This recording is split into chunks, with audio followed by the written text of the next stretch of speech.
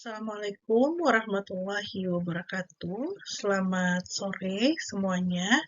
Mohon izin memperkenalkan diri. Saya Rizka Berlian, mahasiswa S3 Doktor Pendidikan angkatan 2022 Universitas Sultan Ageng Tirtayasa.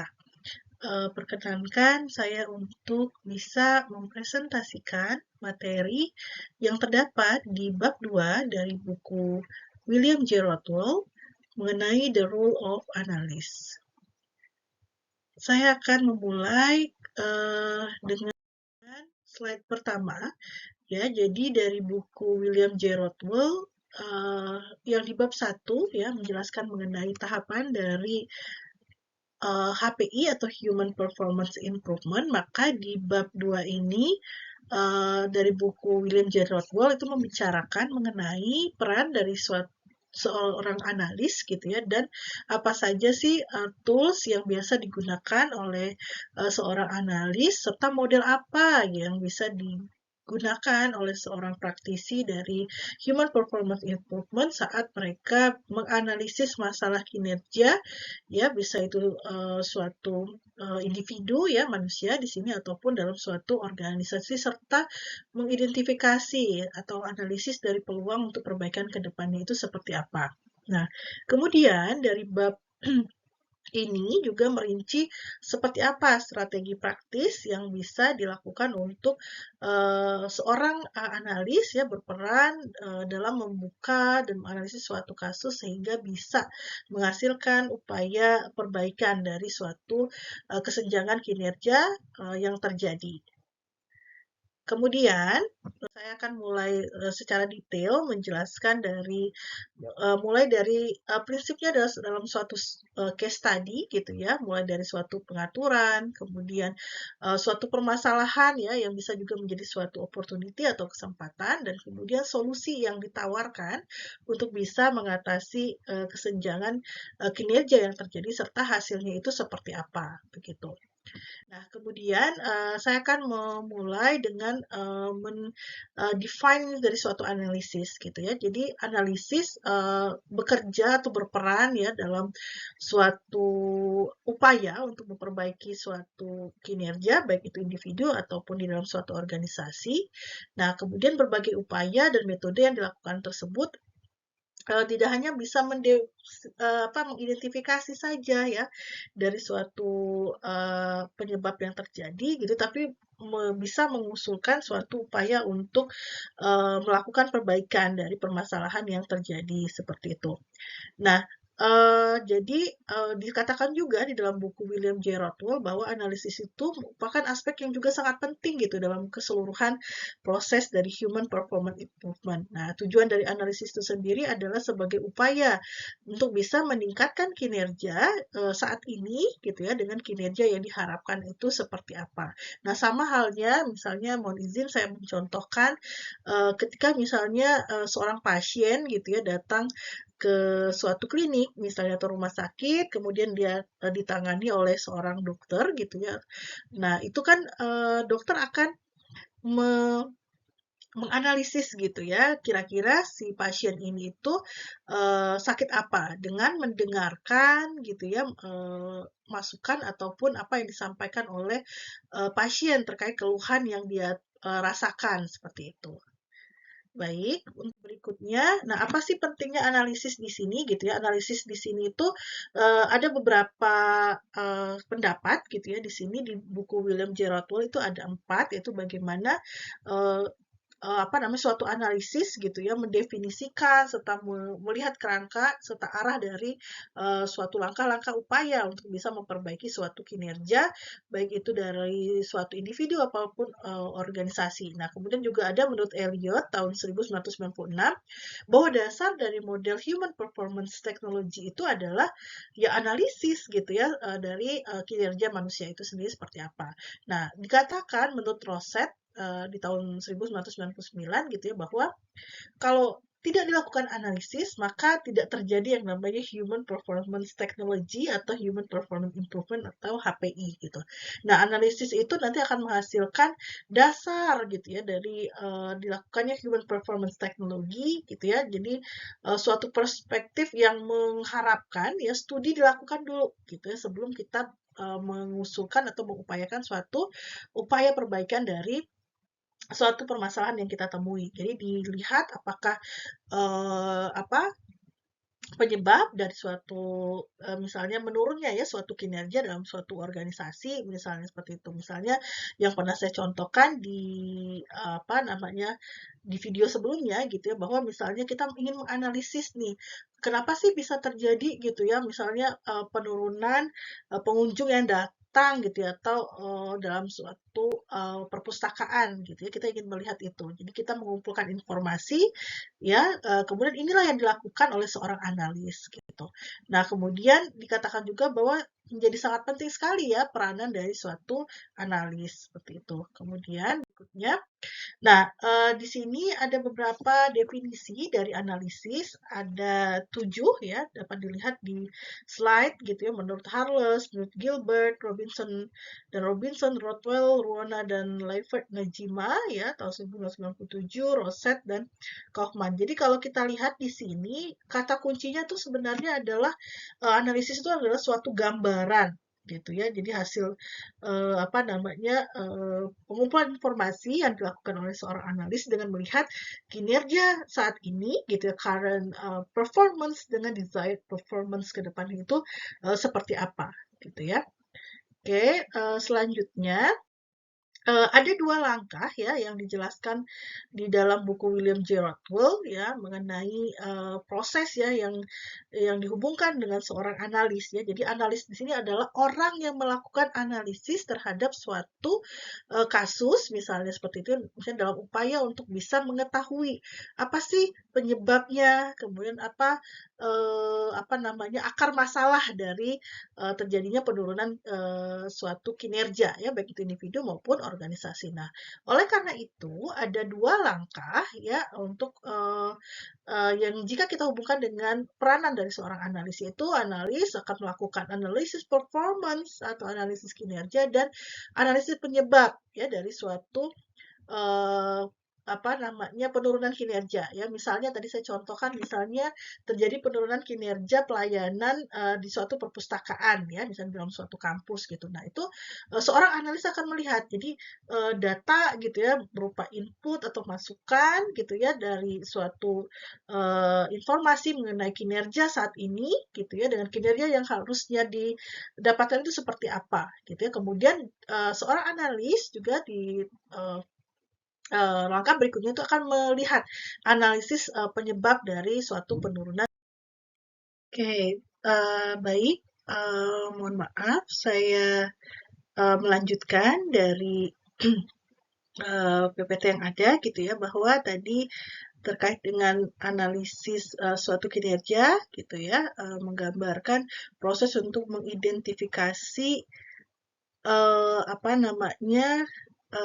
input gitu ya ataupun masukan dari kinerja yang terjadi saat ini ya kemudian nanti akan menganalisis suatu penyebabnya di langkah kedua seperti itu. Nah, ini melibatkan tadi ya adanya kesenjangan ya identifikasi atau kita sebut diskrepansi dalam suatu kinerja. Inilah yang kemudian akan dilihat sebagai suatu perbedaan ya antara kinerja saat ini dengan kinerja yang diharapkan itu seperti apa begitu. Nah, kemudian untuk tahap kedua ya dari analisis itu adalah analisis penyebab. Nah, analisis penyebab di sini itu didefinisikan sebagai suatu proses untuk menentukan akar masalah ya, baik itu yang terjadi di masa lalu, di masa yang sekarang ya present ataupun di masa yang akan datang. Nah, menurut Rothwell tahun 2000 ini sangat suatu keterpaduan gitu ya, saling berhubungan antara kinerja di masa lalu, saat ini, dan kinerja yang diharapkan itu seperti apa. Nah, dalam analisis penyebab itu sendiri melibatkan pengujian dari kesenjangan tadi ya, atau kita sebut sebagai diskrepansi antara kinerja saat ini, current performance, dengan desired performance gitu. Nah, kemudian yang dilakukan adalah apa? Ya, yang dilakukan adalah melalui apa namanya dengan menentukan ya dari akar penyebab masalahnya itu apa. Nah, dengan kata lain, jadi analisis penyebab itu atau cause analysis itu menitik beratkan pada bagaimana kita bisa menentukan alasan ya terjadinya diskrepansi itu seperti apa begitu. Nah, kemudian untuk apa, level dari suatu analisis ini dimulai dari yang paling tertinggi sampai ke paling terendah, ya dari level organisasi dari suatu analisis dengan fokus pada suatu kemampuan dari suatu organisasi untuk bisa bertemu gitu ya dengan kebutuhan customer gitu ya. Kalau misalnya dalam suatu sekolah itu kebutuhan dari capaian lulusan gitu ya, itu seperti apa gitu ya. Kemudian bagaimana bisa berkompetisi di pasar kerja, misalnya seperti itu. Kalau di saya misalnya di jurusan pendidikan IPA itu bagaimana bisa memenuhi ya kebutuhan dari user, yaitu misalnya dalam suatu sekolah atau misalnya di lembaga pendidikan ataupun penelitian seperti itu. Nah, kemudian analis juga kadang menemukan ya bahwa penjelasan dari suatu kinerja tersebut itu mulai dari level tertinggi gitu ya, level yang paling strategis sampai usaha ya untuk memulai dari ke level yang terendah sehingga bisa diketahui itu ya penyebab kunci terjadinya penurunan kinerja itu karena apa seperti itu. Nah, kemudian untuk apa namanya peranan ya analis itu apa ya menurut American Society and Training Development gitu ya bahwa HPI atau Human Performance Improvement itu analis itu berperan dalam melakukan ya upaya apa namanya penyebab ya dari suatu kinerja ya yang terjadi saat ini dengan kinerja yang seharusnya itu seperti apa, kemudian mampu mengetahui atau mengidentifikasi dan menganalisis penyebabnya itu apa. Seperti itu. Nah, jadi sangat penting dan sangat erat sekali ya kaitannya seorang analis karena disinilah poin kuncinya dari human performance improvement gitu. Jadi kalau penyebabnya itu analisis kinerja sudah dilakukan, ya sudah berhasil teridentifikasi, maka analisis penyebabnya juga bisa ditemukan. Oke, kemudian di sini ada 6 kompetensi ya yang saya beri label merah di sini, mohon maaf maksudnya bold merah, yang menurut Trotol ada 6 ya. Jadi ada front end analysis atau kita sebut sebagai analisis ujung depan, kemudian open ended and structure ya dari suatu analisis kebutuhan untuk desain dari suatu survei dan kemampuan pengembangan serta bagaimana skill ya untuk identifikasi kompetensi yang ada itu seperti apa gitu. Kemudian untuk berikutnya ini ada bagaimana skill dari seorang analis itu questioning skill, jadi mengumpulkan berbagai macam bentuk informasi sehingga bisa menstimulus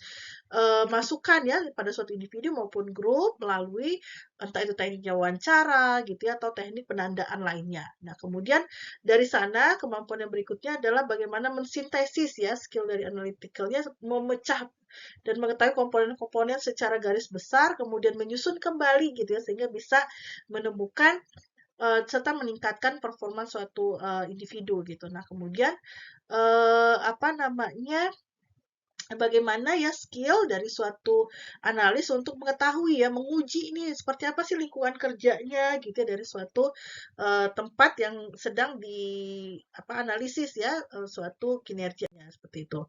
Nah, model dan tools-nya di sini untuk slide-slide berikutnya akan semakin lebih detail gitu ya menjelaskan kita bisa mengidentifikasi dan menganalisis tadi performance analysis maupun cause analysis dengan menggunakan beberapa macam model gitu ya. Kemudian toolsnya apa saja ya, entah itu bisa berupa sumber data, kemudian bisa juga nanti dengan menggunakan bentuk apa pengvisualisasiannya gitu ya, apakah bentuk diagram, scattered plot, run chart atau line chart gitu ya.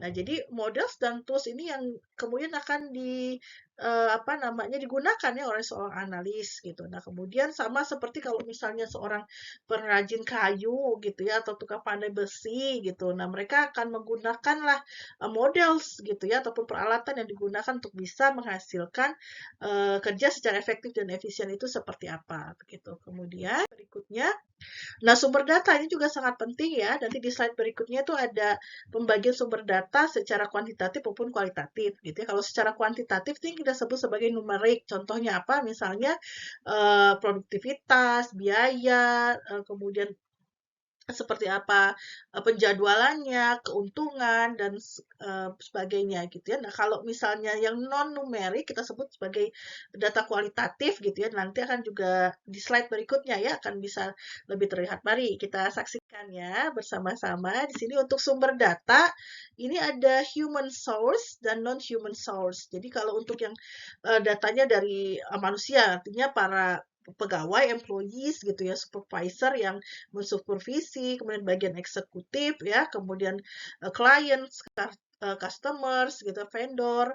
Nah, untuk yang non-human source ya ini artinya seperti ya rekam kerjanya itu seperti apa, kemudian ada nggak laporan ketidakhadiran, laporan keuangan ya dan seterusnya. Nah, kemudian untuk models dan tools-nya ya bisa dilihat di sini ada 5.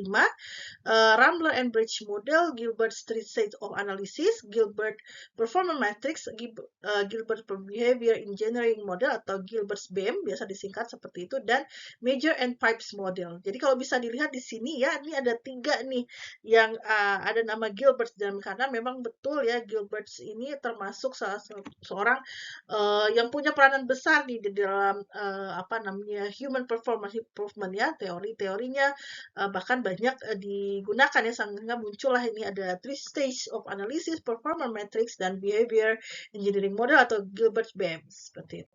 Nah, kemudian ini akan dicoba dijelaskan ya satu persatu seperti apa namanya Rambler and Bridge model gitu. Yang paling clear di sini adalah Rambler and Bridge model ini didasarkan pada perspektif dari suatu sistem, ya, dari suatu organisasi dan menggambarkan gitu hubungan antara 3 level performa dan kebutuhan. Sebagai contoh misalnya ya, penting buat suatu organisasi punya strategi yang jelas nih ya, bagaimana bisa mencapai tujuan yang diharapkan gitu ya. Nah, dengan Rambler and Bridge model juga seorang analis tuh bisa masuk ya dalam suatu organisasi dan menanyakan nih seperti apa pertanyaan penanda atau probing question untuk bisa mendiagnosis kinerja saat ini itu seperti apa. Kemudian ini ada 9 ya variabel menurut Rumble and Bridge. Ada bisa dilihat di sini ya, baik itu di level organisasi, proses maupun job performer ya, ada organization goal, process goal, job performer goal, job design, process design, organization management, process management, dan job performer management gitu. Oke, yang berikutnya, nah ini yang menurut Thomas Gilbert ya, ini sebagai key founder dari HPI, Human Performance Improvement. Di sini saya akan semakin lebih detail saja ya, menjelaskan ada 3 tahapan, stage 1, stage 2, and stage 3. Lebih lengkapnya bisa dilihat di slide-slide berikutnya. Untuk stage 1 dari models of accomplishment ya, jadi bagaimana poin awal ini ya dari proses analisis suatu kinerja. Jadi seorang analis bagaimana menitik beratkan untuk menciptakan suatu model percontohan gitu ya dari kinerja yang ditunjukkan saat ini seperti itu. Kemudian stage 2-nya itu dilabelkan sebagai pengukuran defisiensi ya. Fokusnya itu adalah bagaimana menentukan level yang terjadi saat ini pada level individu, grup, ataupun suatu kinerja dari suatu organisasi sehingga nanti bisa kelihatan ya perbedaan antara yang diharapkan dengan kinerja saat ini sehingga muncullah diskrepansi kita sebut seperti itu. Kemudian stage 3 itu bagaimana metode peningkatannya ya, jadi dengan melibatkan suatu usulan solusi yang didesain sehingga bisa mengcover, bisa memperbaiki, bisa menutupi gap yang ada antara kinerja saat ini dengan kinerja yang terjadi di masa depan itu seperti apa. Oke, nah ini BEM ya, Gilbert's BEM, Behavior Engineering Model, bisa dilihat di sini. Kita bisa lihat di sini ya bahwa ada 2 faktor ya yang mempengaruhi terjadinya penurunan kinerja itu bisa jadi karena memang lingkungan kerjanya atau memang dari tabiat dari masing-masing orang dalam suatu dalam suatu institusi misalnya seperti itu. Misalnya kalau di dalam suatu jurusan atau prodi gitu ya, itu kan misalnya punya berapa ya 12 orang dosen misalnya gitu itu bagaimana pengaruh dari lingkungan kerjanya itu sendiri dan kinerja dari masing-masing individu seperti itu. Kemudian ini bisa dilihat arah dari bagaimana memperbaiki mulai dari data, instrumen, insentif, kemudian ke sel 4, knowledge, capacity, dan motif. Lalu menurut Major and Pipes model gitu ya, ini bisa ditunjukkan bahwa menekankan pada ya bagaimana diskrepansi yang ada itu bisa diketahui ya sehingga bisa dicari ya solusinya itu seperti apa. Di sini dikatakan bahwa ini sangat terstruktur ya suatu berupa flowchart sehingga kita bisa lihat di slide-slide berikutnya ya. Jadi banyak apa namanya diagram alir yang menunjukkan seperti apa nih ya tahapan dari analisis performance dengan menggunakan major and model seperti itu. Nah, oke, ini masih penjelasan ya terkait dengan seperti apa keunggulan dan kekurangan dari major and pipes model gitu ya. Ada yang menyatakan bahwa apa namanya ya kita harus detail ya terhadap suatu penyebab dalam suatu kinerja yang terjadi. Nah, kemudian ini untuk cause analysis, determining root cause-nya ya bisa menentukan akar dari penyebab masalah yang terjadi seperti itu.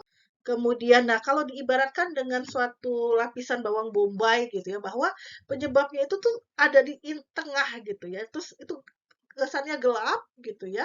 Kemudian yang bisa ditunjukkan tuh apa? Simptom-simptomnya tuh akan semakin besar gitu ya dari root cause yang ada seperti itu. Nah, ini penjelasan dari saya tadi. Kemudian brainstorming ya, ini digunakan untuk bisa melakukan suatu upaya pemecahan masalah kelompok menghasilkan besar sejumlah ide ataupun saran gitu ya. Nah, teknik ini yang digunakan oleh seorang analis untuk bisa memunculkan gitu ya, memfilter ide-ide yang ada sehingga bisa dimunculkan suatu upaya untuk memperbaiki gitu, seperti itu. Nah, ini misalnya dicontohkan ya, misalnya sehingga kita bisa mengetahui gitu ya, seperti apa sih upaya yang bisa dilakukan untuk bisa menghasilkan suatu solusi yang ada itu. Oke, nah berikutnya adalah cause and effect analysis. Jadi penyebab dan efek dari suatu apa namanya kinerja yang terjadi gitu ya. Jadi ini semakin detail. Nah, ada yang mencontohkannya sebagai fishbone diagram atau diagram bentuk tulang ikan gitu ya menurut Kawasaki ya seorang Jepang. Kemudian di sini ada teknik the five whys teknik ya. Jadi lebih lengkapnya itu bisa seperti ini ya. Dicontohkan bahwa ada 5 pertanyaan mengapa ya.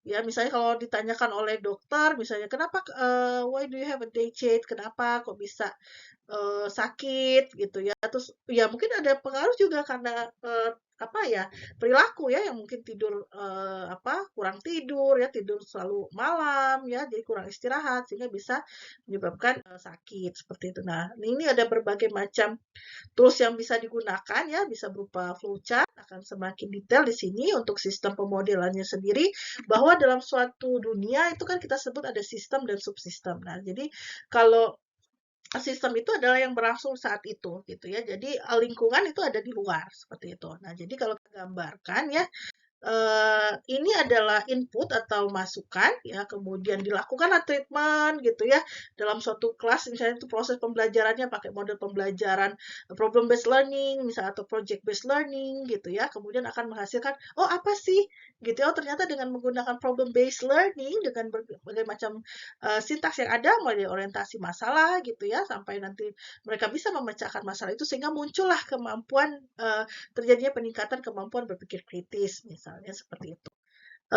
Nah, di sini ya definisi ya dari berbagai macam tadi yang ada sistem, input, efek, dan seterusnya. Kemudian untuk gambar ya dari kita bisa lihat di sini sistem pemodelannya ya mulai dari support system di sini ada lingkungan input proses ya kemudian menghasilkan suatu luaran yang kemudian itu bisa capaiannya apa ya misalnya kalau dalam suatu perusahaan itu kepuasan dari pelanggan. Nah, sama kalau misalnya di suatu kalau tadi yang saya contohkan saya di IPA gitu ya bahwa itu bisa menghasilkan ya tadi ya dinyatakan puas gitu ya oleh para usernya di sekolah misalnya atau di lembaga penelitian seperti itu. Nah, yang berikutnya ini menunjukkan ya flowchart ya tentang seperti apa high level mulai dari input ini untuk prosesnya dan output seperti itu. Kemudian untuk detailnya, nah kalau untuk detail ini akan lebih banyak simbol-simbol yang muncul ya kalau kita bisa lihat di sini step atau activity bentuknya kotak ya start or endpoint misalnya lebih ke ellipse ya apa namanya ini ya jalan genjang gitu ya untuk keputusannya dan seterusnya. Nah, jadi ini sampai ini dicontohkan gitu ya, mulai dari apa tadi eh, starting point-nya dan seterusnya gitu. Nah, kemudian ini semakin mendekati pada akhir ya bahwa bagaimana kita memvisualisasikannya gitu ya, entah itu bisa berupa pie graph, bentuk kue pie, bar, Pareto, run, histogram dan scatter plot. Oke, mari ya kita simak bersama-sama kalau diagram kue ya, disebut diagram kue pie gitu. Jadi ada suatu cycle, kemudian masing-masing itu punya bagian seperti itu ya. Nah, jadi di sini kita bisa lihat misalnya rutin check up itu hanya 55%, masalah, terjadi kecelakaan, kemudian ada penyebab lainnya. Oke, kemudian bentuk bar chart, jadi bentuk diagram batang ke samping seperti itu. Pareto chart lebih masih seperti diagram batang ya, tapi dia lebih vertikal seperti itu sifatnya. Line atau run chart seperti ini bisa dilihat jadi ada terjadi sampel ya seperti ini, misalnya bagaimana rata-rata barrel yang dihasilkan per jam dalam suatu perusahaan tambang misalnya seperti itu. Kemudian line atau run chart. Nah, mari kita lihat ya, misalnya dicontohkan bahwa misalnya kalau dalam suatu apa namanya perusahaan ya komunikasi itu bagaimana sih? Oh, terjadi sedikit nggak yang terjadi hold gitu ya. Jadi teleponnya pelanggan itu di hold atau lancar seperti itu ya. Oke, saya izin menyimpulkan ya dari bab 2 dari buku William J. Rattle ini tentang Human Performance Improvement berbicara tentang peranan dari suatu analis seperti itu ya, melakukan upaya perbaikan, kemudian 2 langkah performance analysis dan cause analysis, proses identifikasi dari kinerja suatu organisasi dan bagaimana menganalisis penyebab yang ada. Kemudian analisis itu bisa dilakukan di level organisasi, level proses, dan level individu. Kemudian model yang bisa digunakan Thomas Gilbert, Ramler and Bridge, dan Meagher and Pipe. Jadi kalau Gilbert tadi itu ada 3 ya, three stage analysis, five whys gitu ya, dan uh, upaya ya untuk bisa BEM ya, Behavior Engineering Model seperti itu.